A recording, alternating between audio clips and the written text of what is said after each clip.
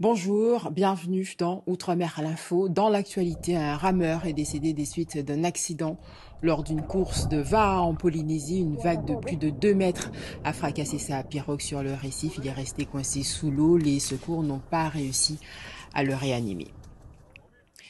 Si vous partez en vacances, vous pouvez signaler votre absence à la police ou à la gendarmerie. L'opération Tranquillité Vacances permet aux forces de l'ordre de surveiller votre habitation. Immersion au sein d'une patrouille à Shellcher avec Delphine Bess et Marc Balsa. Lorsqu'ils ne sont pas en intervention, les gendarmes patrouillent dans les quartiers, singulièrement ceux où les habitants ont signalé leur absence.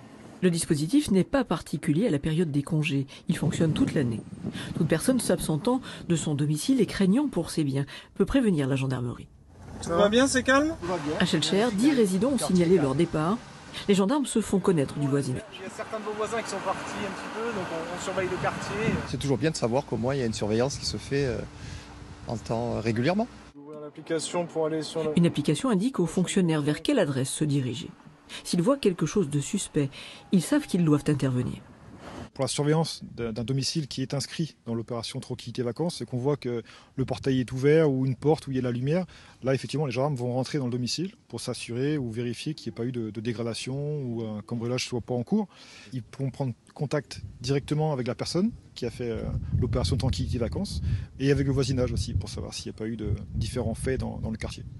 Selon les gendarmes, le profil des cambrioleurs varie énormément, du mineur de 16 ou 17 ans au voleur expérimenté. Les objets les plus recherchés sont les bijoux ou l'argent. Pendant les vacances, la patrouille conseille aux riverains d'avertir famille et voisinage. En général, je vais surtout demander à des amis de passer jeter un œil, de regarder si tout se passe bien, des choses comme ça. En zone police comme gendarmerie, les vacanciers peuvent s'inscrire à l'opération Tranquillité Vacances, dite OTV. Selon l'INSEE, la Martinique est le territoire des Antilles-Guyane le moins impacté par les cambriolages, avec même une diminution de 50% depuis 2016 et un taux d'élucidation des affaires de 30 à 40%, 2 fois supérieur à la métropole. En Guadeloupe, cette ordination inédite du nouvel évêque, l'enfant du pays, Philippe Guiougou, célébré pour la première fois au vélodrome de Bémao. Dans la ferveur populaire, 16 évêques de l'Hexagone et de la Caraïbe ont fait le déplacement. C'est la 3e fois qu'un Guadeloupéen est nommé évêque.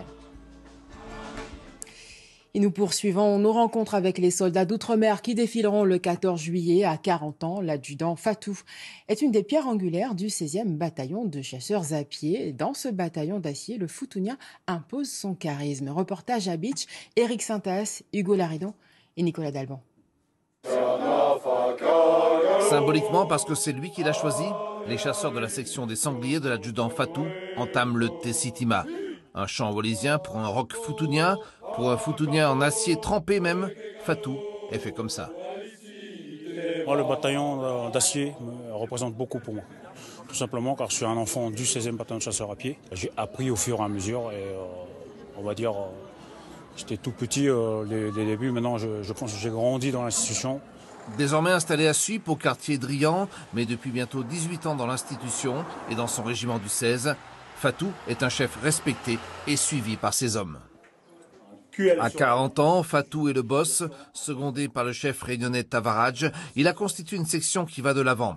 Sa valeur est reconnue par son capitaine de compagnie. Un chef charismatique, avec une certaine force de caractère. Il a plein de qualités, de charisme, de commandement.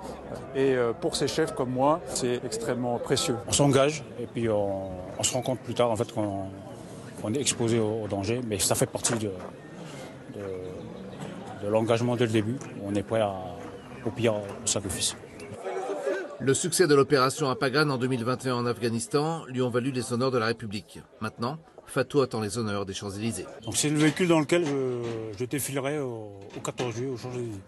C'est une fierté de participer à cet événement. Droit dans son véhicule blindé, Fatou pensera très fort à son île de Futuna. Et Futuna, où les habitants préservent un savoir-faire, celle du kafa, une corde en fibre de coco, utilisée notamment pour la construction des falais, l'habitat traditionnel futunien. Malia Fatima Pagatele et Tuliano Talo Mafaya. Le kafa, c'est cette corde de couleur brune tressée à partir de fibres de coco. Pour l'obtenir, les hommes enlèvent les bourres de coco et les laissent en mer pendant 3 semaines, assez pour faciliter l'extraction des fibres. Une fois lavées, séchées et battues, les fibres sont ensuite tressées pour en faire une liane très solide et biodégradable.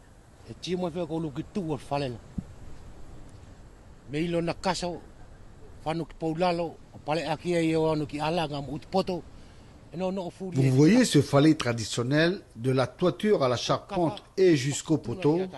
Nous utilisons uniquement la corde, appelée kafa, pour les attacher. Elle est très résistante et tu auras beau la mettre dans l'eau, elle tiendra toujours, contrairement aux clous qui peuvent être rouillés au bout de quelques années. Le kafa est un produit local très important dans la vie du Foutounien.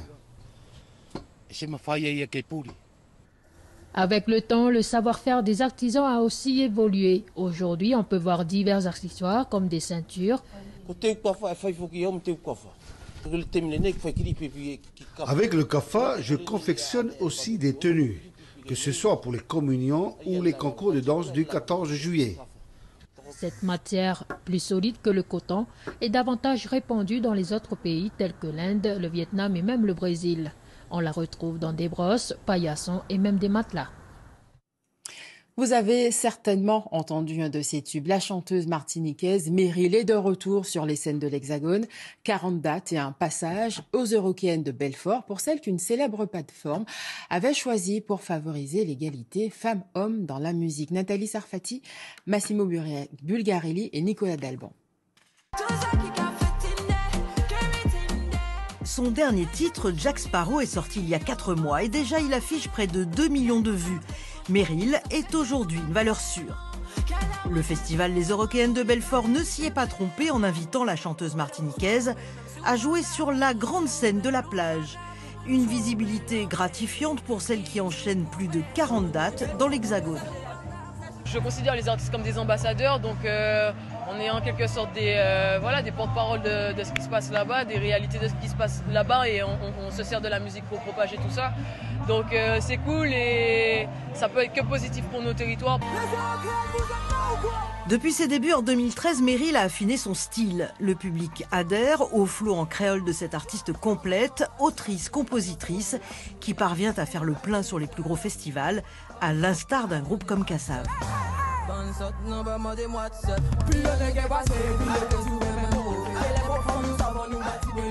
Jacob Desvarieux et Kassav, ils ont couru pour que nous on puisse marcher et que la prochaine génération puisse voler, tu vois. Donc c'est vraiment un travail de longue haleine, mais qui porte ses fruits aujourd'hui. Et nous, on continue le combat en montant des structures.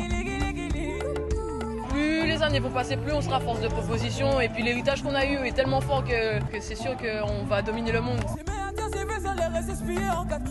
Après une année difficile en 2022, Meryl est repartie de plus belle avec son album Aux Aurores.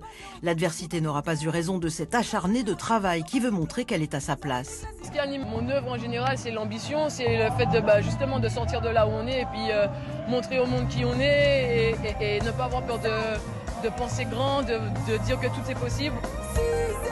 La tournée continue, elle passera par la Martinique avec 3 dates fin septembre et surtout une date au Zénith de Paris en 2024. Merci de votre attention. Retrouvez l'actualité des Outre-mer sur lapremière.fr. Belle journée à vous.